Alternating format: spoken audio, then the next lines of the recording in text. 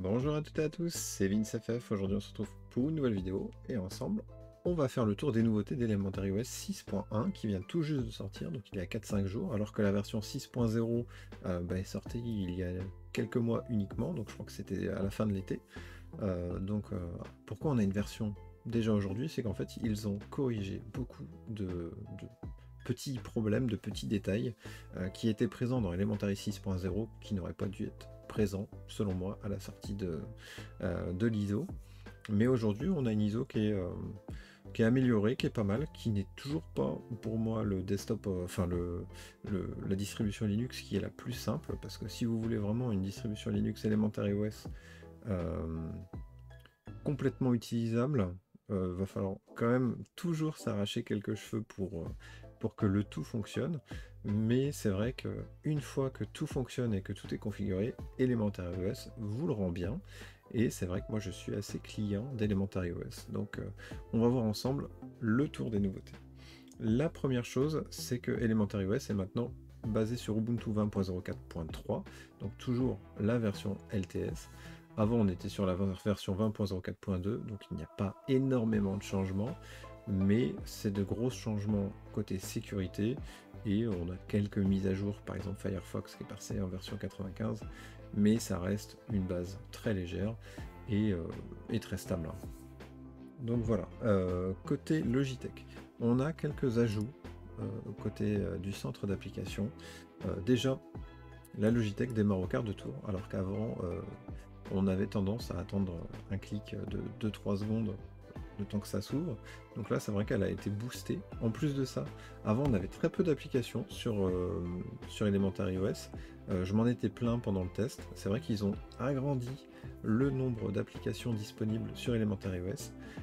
Ça, c'est plutôt cool, mais ça reste de base, si vous n'ajoutez pas le FlatHub, franchement une Logitech rikiki, mais c'est vrai que le fait que ça s'agrémente au fur et à mesure, c'est quand même assez cool et plutôt bienvenu. Donc là, moi je souligne ça. J'ai aussi remarqué que certains paquets étaient passés de paquets DEB à des paquets Flatpak de base. C'est vrai qu'Elementary OS, plus ça va et plus est orienté totalement Flatpak. Moi, ça me dérange pas plus que ça. J'avoue que j'utilise ma Mageia quasiment comme ça, c'est-à-dire que j'ai ma base, ma structure Mageia, et pouf, toutes mes autres paquets sont orientés Flatpak. Ça fonctionne très bien aujourd'hui, donc autant s'en servir. Euh, Autre amélioration, on a le Alt Tab. Avant, le Alt Tab était un peu pourri, c'est-à-dire qu'à chaque fois que vous faisiez un Alt Tab, en fait, on avait l'application qui s'affichait, mais à l'utilisation, c'était pas terrible. Là, en fait, on se retrouve avec un Alt Tab beaucoup plus classique et qui fonctionne ma foi très bien. Un Alt Tab un peu à la Windows qu'on connaît d'habitude. Ensuite, on a l'intégration du Dark Mode. Donc pour ceux qui utilisent du coup le style Dark, chose qui est sympa, c'est que maintenant toutes les nouvelles applications qui seront basées sur GNOME 42 seront de base en Dark Mode, ce qui n'était pas le cas avant. Mais il y a un truc qui est cool aussi, c'est que si votre application utilise le mode sombre, du coup Elementary OS va le voir et en fait va s'adapter. Donc au lieu d'avoir une barre blanche, enfin beige, par exemple si j'ouvre mon fichier, tchouk, donc là c'est en gris, et ben en fait là j'ai une barre noire. Donc ça c'est cool, par exemple mon terminal est aussi en barre noire. Donc j'avais déjà la barre noire sur le terminal, et par exemple sur Discord avant j'avais une barre grise blanche en haut. Donc c'était pas très joli. Donc là maintenant c'est quand même beaucoup mieux intégré, c'est très joli comme ça. Check. Donc ça c'était l'autre petite nouveauté.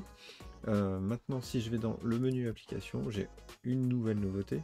C'est-à-dire qu'avant, le menu application ne servait uniquement qu'à chercher mes applications. Donc, par exemple, si je cherchais Discord, paf, j'avais Discord. Maintenant, il me sert aussi à, par exemple, aller chercher un dossier. Donc, si je veux mon dossier images, donc là, j'ai toutes mes applications qui gèrent les images. Mais en plus de ça, si je veux, je peux ouvrir directement mon dossier d'images. Et ça, c'est plutôt cool. Ça marche plutôt bien. Et comme vous voyez, le système est quand même assez réactif, ça fait plaisir. Autre petit point que j'avais souligné dans mon test, donc qui a été amélioré, c'est l'intégration de Gmail avec Jerry. Donc jusqu'à présent, chez moi, ça ne fonctionnait pas. Malgré que j'avais activé l'accès aux applications un peu moins sécurisées. Bon, je ne sais pas si c'est très grave, c'est vrai que Google le déconseille de base. Mais si vous voulez faire fonctionner Jerry avec, Gmail, bah, il n'y a pas le choix. Donc voilà, donc moi je l'ai fait, le système fonctionne très bien, alors qu'avant, malgré que j'avais activé cette option, je me faisais bouler par Jerry, ça fonctionnait pas. Donc là aujourd'hui, Jerry Gmail, ça fonctionne sur Elementary OS. Plutôt cool. Dernier point, c'est Epiphany qui a été mis à jour. Je vous avais dit qu'Epiphany ne fonctionnait pas, ou en tout cas très mal, sur Elementary OS. Là, du coup, ils sont passés sur le même Epiphany que GNOME 41. Et en fait, ça fonctionne, ma foi, très bien. Ça fonctionne très très bien même. C'est vrai que je suis en train d'utiliser et Firefox et Web. Et je trouve que bah, Web est plus léger et plus rapide.